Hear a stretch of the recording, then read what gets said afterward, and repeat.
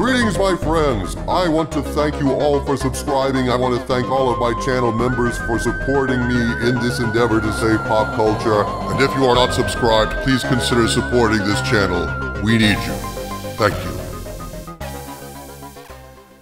My friends, today I bring you a very wacky story, I'm not going to lie. But to begin with, I would like to simply say that Brie Larson's Captain Marvel sucks. I hated Captain Marvel from the very first moment I wasted a few hours of my life watching it. She had no charisma, no charm, the action was crap, the movie was full of plot holes and intersectional feminist agendas. I gave it a terrible review that flew in the face of the narrative the lamestream media was attempting to shove down our throats, that the film was a triumph. And a lot of Captain Marvel shills latched onto that to say I was wrong in my disdain. However, I kept on telling the truth about that trash, and indeed more to the point, my Hollywood Spies told me shortly after Captain Marvel released that Marvel and Disney were not happy with Brie Larson.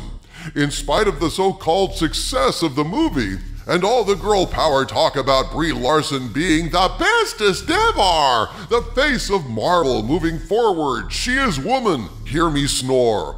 All of that, it turns out, was a heaping helping of horse pucky. There were rumors at the time, backed up with theater seating charts, of huge blocks of tickets being bought up by someone, probably Disney or some of their agents, just to make Captain Marvel appear to be a success, to inflate the supposed size of the audience, to negate the negative audience backlash, and to gaslight everyone into thinking that this colossal turd of a movie was in fact a smash hit. Despite all these supposedly sold out shows, my Hollywood Spies told me that Marvel was very unhappy with Brie Larson, and despite this public gaslighting campaign, they were going to try to minimize her role moving forward. For a while, there was talk of pairing her up with Spider-Man to compensate for her complete lack of humor and charisma, but that fell through, and good thing, because Spider-Man No Way Home turned out to be a genuinely loved blockbuster. So polluting Spider-Man with the stench of cheesy Brie would have been a terrible mistake. People at the time doubted me and my spies, saying, hey, Captain Marvel was a huge hit, Brie is a triumph, and we'll be seeing a lot of her moving forward.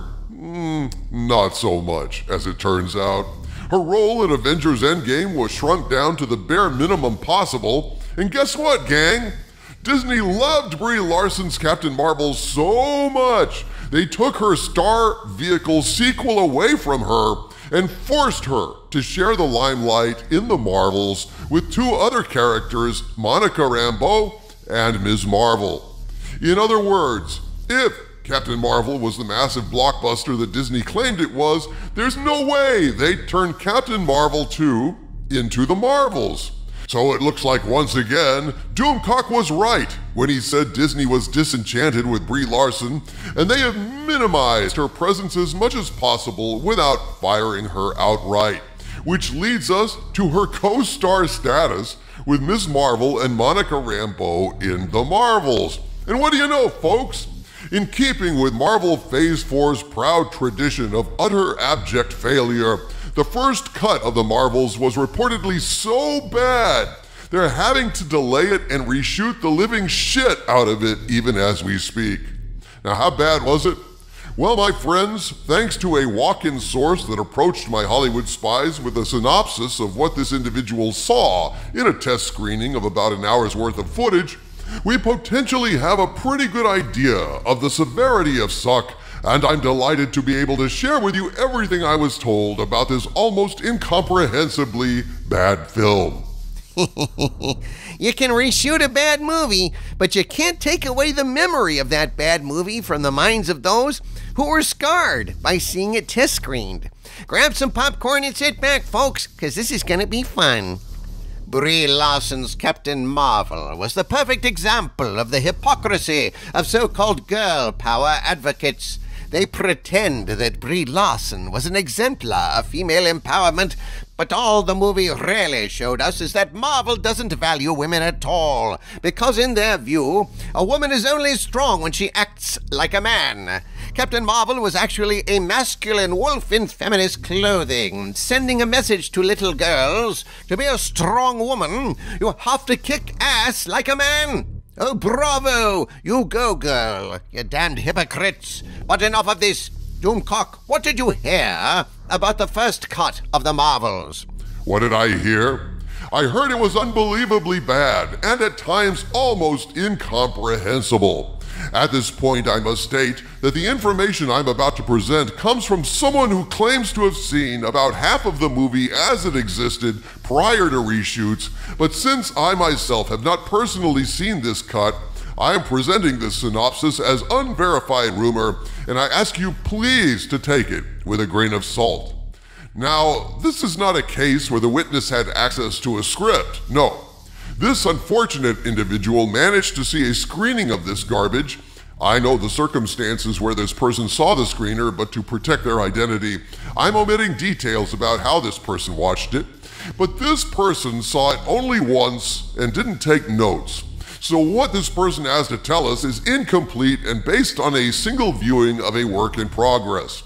What made it even worse is the film itself was reportedly very disjointed and confusing at times, probably because they withheld certain parts of the film from the screening. So add that into the mix, and what you're getting here is about the same thing you'd get if a friend of yours came home from a movie and tried to tell you about it. You get the highlights or lowlights as the case may be, and so there will be gaps and questions, but all I want to do in this video is just give you a glimpse into just how disastrous this thing allegedly was. That said, let's get into it. My dedicated Hollywood Spies sent me the following account, quote, "This is an amazing thing, and if true, this could possibly make Batwoman look like fine art. No easy feat. All jokes aside, the walk-in in question gave us a pretty good breakdown to the best of their ability. This is what we were told. The source said, quote, I've seen a lot of screeners, and I can honestly say I've never seen anything like this. This movie was almost unwatchable. It was boring, slow, and you almost couldn't follow it. It was edited so badly it didn't make a lot of sense. It felt like I watched a really long CW show that had no real conclusion," unquote. My Hollywood Spies set up the rest of what's to come this way, quote, "The premise is any time one of the Marvels uses her powers, she changes position with another of the Marvels. It doesn't matter how far away they are from each other.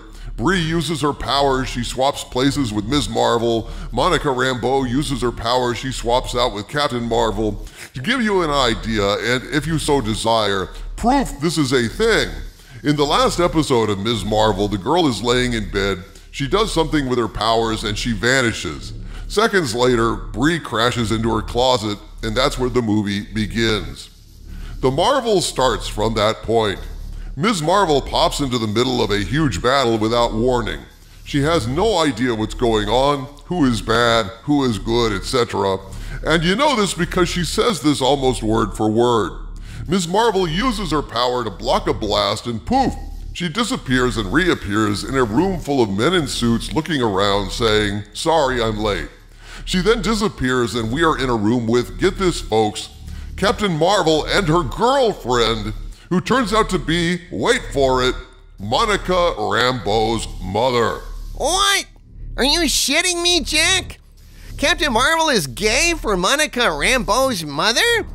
That's right, Harvey Cthulhu. According to this source, Captain Marvel is literally a motherfucker. Kevin Feige strikes again, folks. Everyone in the MCU is gay now. You can't go to a Marvel movie anymore without having an LGBTQ plus agenda shoved right up your nostrils. And it gets even worse, folks. Brie looks up confused to see Ms. Marvel. Then it cuts to Ms. Marvel back in her room. For some reason, she jumps out her window and lands on the ground, and when she looks up, Brie Larson is standing there looking down at her. Where did she come from? Don't know. How did she find Ms. Marvel? Don't know. Brie tells Ms. Marvel, don't use your powers. They argue over this till Monica Rambeau shows up. How did she get there? Don't know. How did she know these two were there? Don't know. They argue some more over what's going on, and then Rambo starts blaming Brie Larson's Captain Marvel. This goes on for far too long. The three of them, despite their differences, wind up teaming up to find out what is going on. Act 2 is basically Brie trying to learn how to be human again, aka getting in touch with her feelings. And I'm not joking about that. Unquote. So it appears from what this source is describing that the focus of this particular screening was the relationship between the three women, and in particular, trying to gauge if they were going too far with a lesbian relationship between Captain Marvel and Monica Rambeau's mother. Man, I can't believe I actually just said that. I cannot believe how far Disney has fallen, if this is true. At any rate, now Kevin Feige decides to cannibalize Guardians of the Galaxy, allegedly, by replicating the Star-Lord situation for the Marvels, and see if that same dog will hunt twice. As my source concludes, quote, Monica Rambeau is angry at Captain Marvel because Monica blames her for her mother's death. Ms. Marvel is just dragged along for comic relief, though that was not funny in any way. It was very clear that Captain Marvel is gay, Monica Rambeau is gay. It wasn't clear if Ms. Marvel was gay. Captain Marvel and Rambeau fight a few times, but neither of them are a clear winner. The bad guy, if you could call them that, was hooded the whole time, so no idea who he or she was. Most of that seemed cut out. And then the third act, where Brie and Rambeau really fight, and then it comes to a complete stop when Brie demands to know why Rambeau hates her so much. And we got the most boring explanation that went on for far too long and basically went something like this. Rambeau says, "You left my mother when she needed you most." Brie Larson says, "I don't even remember that life." Rambeau says, "Then that just makes it that much worse." All the while, Ms. Marvel is basically just going, "Come on guys, don't fight." I'm not joking. It was that bad. So where does this lead? Somehow it's just fixed. It's not explained at all. The end of the movie was Brie asking Rambeau, "Are we okay?" And Rambeau replied, "No, we are not okay," and flies away.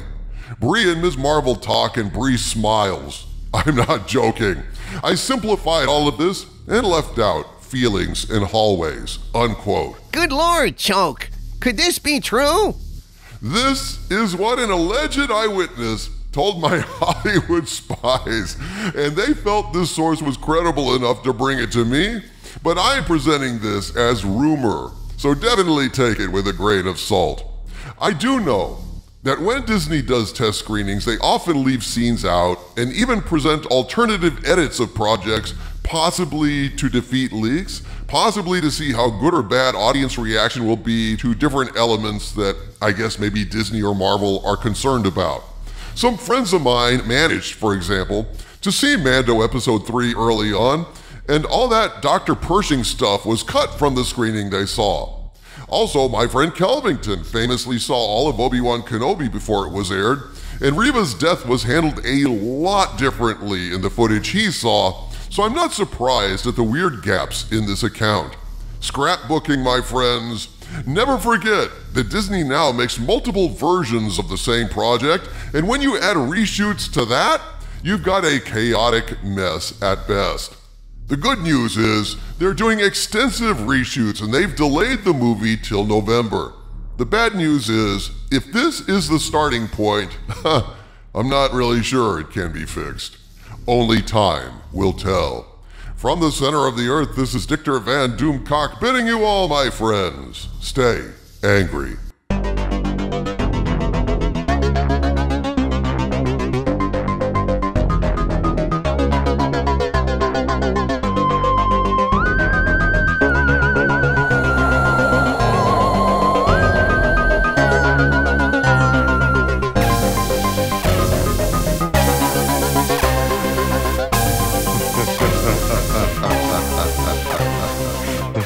Ha ha ha ha ha ha ha ha ha ha.